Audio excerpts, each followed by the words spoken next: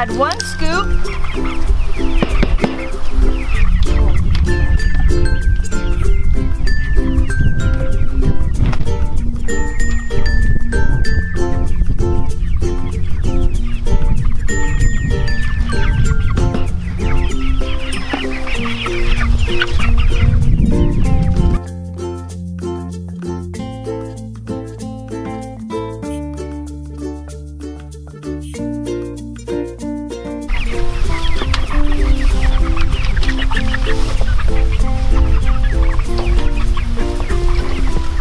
Easy peasy.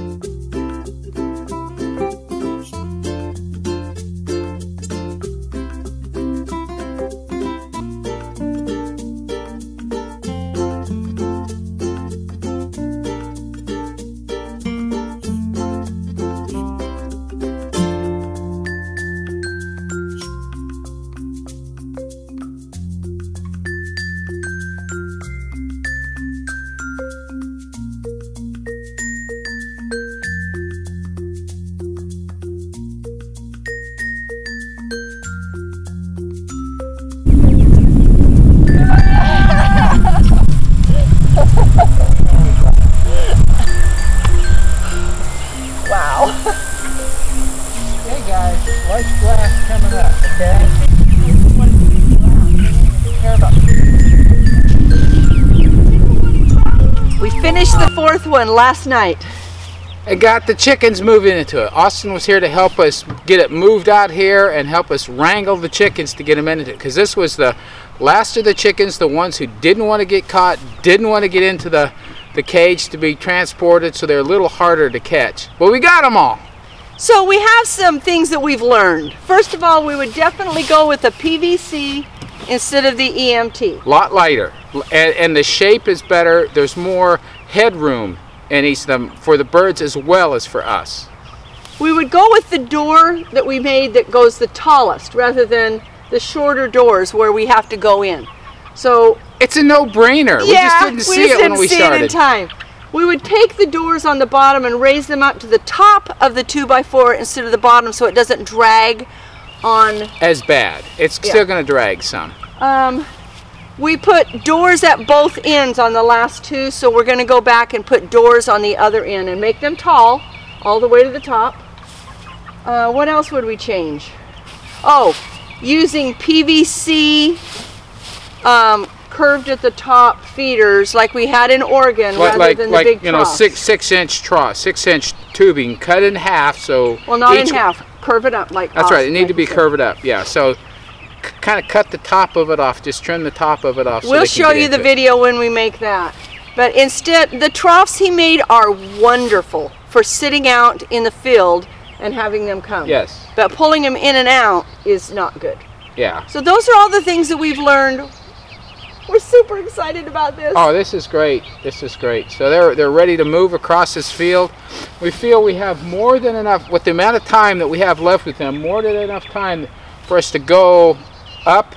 We're going to calculate how many movements we can make and then turn them around and bring them back, knowing that some days, as they get a little bit older, we're going to be moving them twice a day just because of how much of the grass they're going to eat and how big of a poop load they put down on the grass. We want to manage that, but we're going to calculate how many spaces we can go up.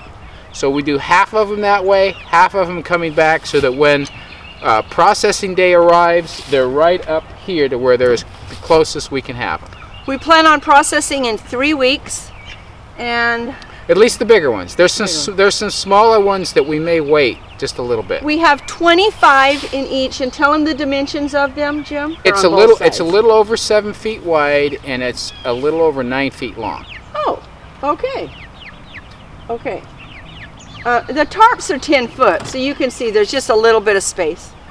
So we have 25 birds in each one. Our little black bantam is in with the Delawares. And he's still smaller than the chickens. And doing fine. And that's what we have to report. We are in where we have them, we have to use Hank. Hank is our wheelbarrow. We do not have water that's out here yet at this time in our life on the homestead. Right? Yeah. So we carried two. There are many possibilities of what we can do, and we got to decide which it is. Do we want to run a water line out here, and obviously it's going to have to be underground so it doesn't freeze, and then have hydrants to where we could bring it up where we want to use it? Do we want to get us a wagon that we could have barrels of water on as well as their feed, and then the wagon follows along with these guys? We need to think it all through. This is eventually going to be our food forest. So it's going to be an orchard, and we're going to leave lanes to where we can bring the chickens up and down them. So we got to think it through. What's going to fit with all of that? We're still in the permaculture look, watch, think about it before we make some type of a capital infrastructure investment in this. So we're working on that, but there are multiple ideas. For now, good old Hank is big enough for us to haul the food and the water we need it to haul out here on a daily basis. We've got 10 gallons of water sitting out here right now. So we don't have to haul the water every time, but when it's emptied out, we'll bring it back, refill it, and we can bring it out here. But we'll bring the food out each day. Not a big deal. We have to come anyway. It's not that hard to pull Hank, so we'll make it happen.